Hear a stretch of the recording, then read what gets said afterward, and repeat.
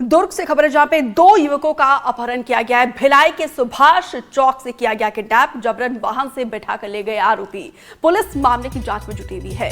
ये बड़ी जानकारी दुर्ग से जहां पे दो युवकों का अपहरण किया गया है। भिलाई के सुभाष चौक से किडनैप किया गया, जबरन वाहन में बैठाकर ले गए आरोपी। फिलहाल पुलिस मामले की तफ्तीश में जुट गई है।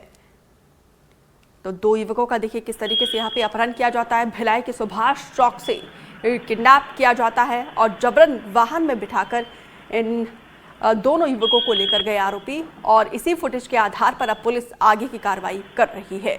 लेकिन ये कहीं ना कहीं चिंता का विषय है कि देखिए कैसे यहाँ पे बदमाशों के हौसले बुलंद है।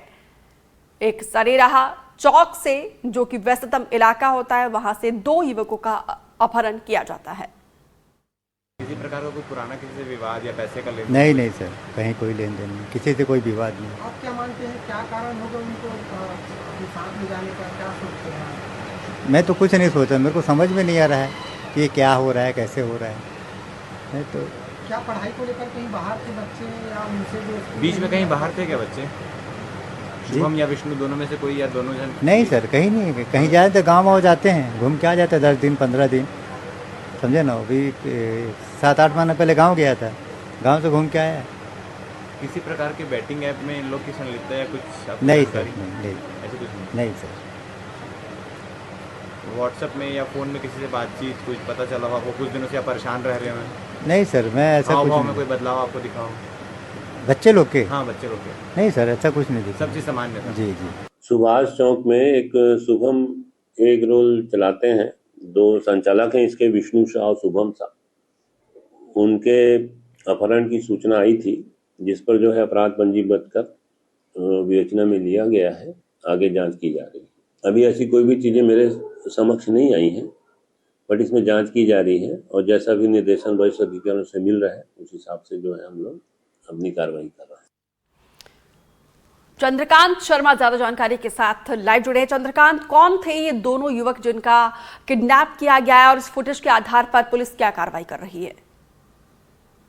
देखिए, जैसा कि आसपास के लोग बता रहे हैं और सीसीटीवी फुटेज में भी जो चीजें हैं वो क्लियर हुई है, लेकिन वहां भी जैसे कि बताया जा रहा है कि युवक जब वहां आए तो उनकी गाड़ी नंबर, मतलब दोनों आगे और पीछे के नंबर प्लेट में वो मिट्टी भी लगा हुए थे। तो सिर्फ एक ही चीज क्लियर हुआ है कि यूपी 53 पासिंग की वो गाड़ी है, यानी कि उत्तर प्रदेश गोरखपुर का ये गाड़ी है। बताया जा रहा है कि युवक दोपहर को ही वहां पर पहुंच गए थे। 4 युवक पहुंचे हुए थे आर्टिगा गाड़ी में, व्हाइट कलर की गाड़ी थी, और दोपहर से ही वो पूछताछ कर रहे थे। और तकरीबन 8 बजे के आसपास दोनों भाइयों को बुलाया जाते हैं, उनसे भी पूछताछ होती है। इसी बीच एक भाई यानी कि शुभम को वो गाड़ी के अंदर लेते हैं और इसके डिफेंस करता है विष्णु, जो कि दूसरा भाई है।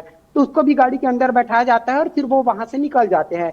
इस पूरे मामले में पुलिस से शिकायत दर्ज करवाई जाती है और पुलिस के हाथ अब भी खाली है। अब तक कुछ पता नहीं चला है कि आखिर वो किस साइड गए हैं। साथ ही साथ दोनों युवक के मोबाइल नंबर भी बंद हुए हैं।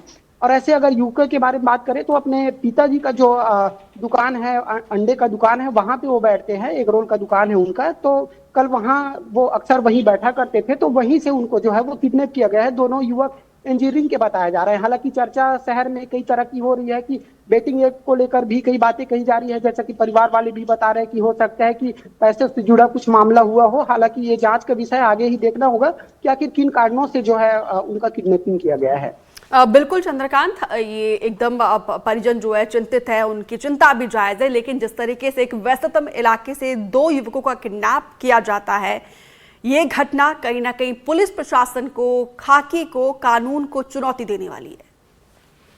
बिल्कुल, लॉ एंड ऑर्डर को लेकर लगातार कई सवाल उठ रहे हैं। खासकर जिस एरिया में ये घटना हुआ है, कैंप एरिया, वहां लगातार हफ्ते में जहां तक अगर डाटा निकाले तो 3 से 4 बार चाकूबाजी होती है। वहां पे लूट के भी मामले आए हैं, छिनतई के भी मामले आते हैं, तो लगातार बढ़ रहे हैं। तो कानून व्यवस्था पर निश्चित तौर से लॉ एंड ऑर्डर को लेकर बड़े सवाल उठ रहे हैं, क्योंकि वो जहां पर कल किडनैपिंग हुई है वो भी काफी ज्यादा व्यस्ततम एरिया है। वहां लगातार गाड़ियों का आना जाना होता है और 4 बजे के आसपास लोगों की जो भीड़ है वो और काफी ज्यादा बढ़ जाती है। ऐसे में खुलेआम तौर से किडनैपिंग करना निश्चित तौर से ही एक बड़ा ही वारदात है।